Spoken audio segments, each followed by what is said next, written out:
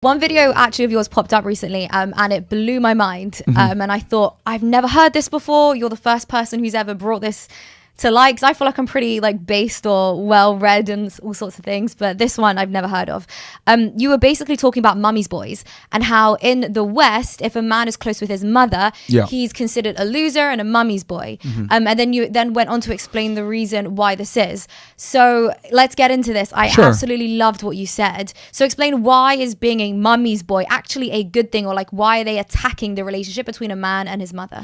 So going back to what I said before, remember how I said when you're doing the karate and everything else like that and you're a black belt, if you're a mommy's boy, you're automatically elevated to blue belt. And the reason why is because your mom, right, is an installation in her first line of defense when you deal with problematic women, if she's a good mom. She, you bring in a chick that's, a leech, right? She's not really adding too much value, etc. Your mom will meet that woman, be like, no, I'm good. Especially if her son is a higher earner, he has a lot to lose, etc. Your mom is going to kind of come in and like be a vulture on that chick. This is why so many women hate mommy's boys, because the mom a lot of the times is going to defend the son from vulturous women, because women understand women better than anybody else, and this is why I say women don't get along with each other, because they understand each other. So the reason why in the West they hate that is because when you live in pro-feminist countries where divorce highly favors women, etc., the mom a lot of times gets in the way of the woman being able to extract the resources from the son through marriage and divorce court and the state. That's why they hate us so much. But if you go to like other countries where gender roles are traditional, etc., it's not that big of a deal for a man to be a mama's boy, because the woman, she's a daddy's girl, right? Just like I said before, the brother and the dad a lot of times protect the daughter from fuckery from the men. Same thing with the sister and the mom. If they come from a good family, they should be doing the same thing. This chick ain't good for you. What the fuck are you doing? She's a whore. I know she is, or she just wants you for your money, whatever. She's able to like snap the guy out of reality a bit, because a lot of times the guys are just like, she touched my pee-pee, let's do it.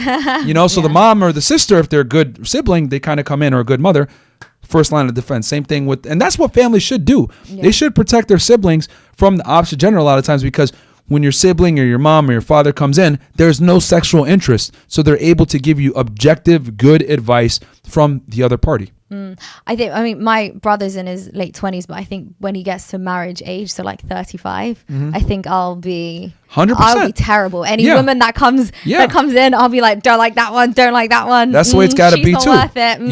Yeah. That's the way it's got to be. And I think this is why family is so important, because if a family does its job correctly, right, they're very protective of who comes in, because they're looking at it like, you're not going to come in and fuck up what we created here. So a mommy's boy, a lot of times that mom is the first line of defense, which is why she's so hated in the West, because she is the first line of defense from the divorce courts destroying her son, if she's a good mom. Yeah, and it's true, because if a girlfriend said to me, oh, don't go for him, he's a mummy's boy, you would naturally just be put off, wouldn't you? Yeah. Well, wouldn't we? Yeah, we'd be put off. So that's, when you said that, I was like, oh, wow. Yeah. And that actually makes sense, because at the same time, I wouldn't want to marry a man who has a bad relationship with his mother.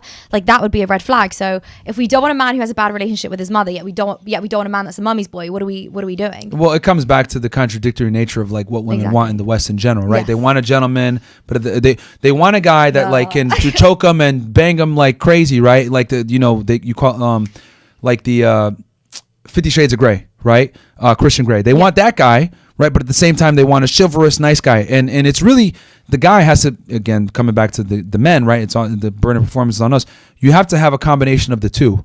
But a lot of the times what women want is contradictory to what they're aroused by. They'll say, I want this, but the reality is what they're aroused by are two different things. Yeah, and that's something which I think your content does really well, and it's something that I'm learning, because I saw a video the other day saying women never go for the men they want, they always go for the safe option. So now I'm like, I'm not going for the safe option, I'm going to get the man I want. That's what I'm going to, like, that's, so that's really interesting. Yeah, I mean, I tell girls, like, go for the man that you want when you still have the sexual market value to command that man that you want, because it's, unfortunately for women, right, you only have a finite amount of time to get the guy that you want. A woman's sexual market value, unfortunately, is perishable. Now, here's the thing, right? It's so I always say, so like with women, right? When you're at your peak, you burn bright and strong. No one can stop you. Like literally, like it's like I talked about I love Tate's analogy on this, where he talks about the queen on the chessboard, right? You can move as many spaces as you want, one of the most powerful pieces on the board. But here's the problem. You can die and the game will still continue. And on top of that, I can get a pawn to the other side and turn her into a queen. So it's on women to understand that you have this power for a finite amount of time. Get the guy when you have that power before another pawn replaces you. Yeah, it's a hard, difficult world out there. It's a hard world, but it's hard for men as well. And it's tough. And they've done this like, it's literally like they did this study like when you like an ice cream shop, I think it was, if I'm not mistaken, like when you have 4 flavors, people are far more likely to pick a flavor that they want versus when you have 20, 30 flavors, it's very difficult. They don't make a selection, they don't buy, and then they leave. I think that's kind of where women are right now with the dating game. So many options, so many guys hitting them up, etc.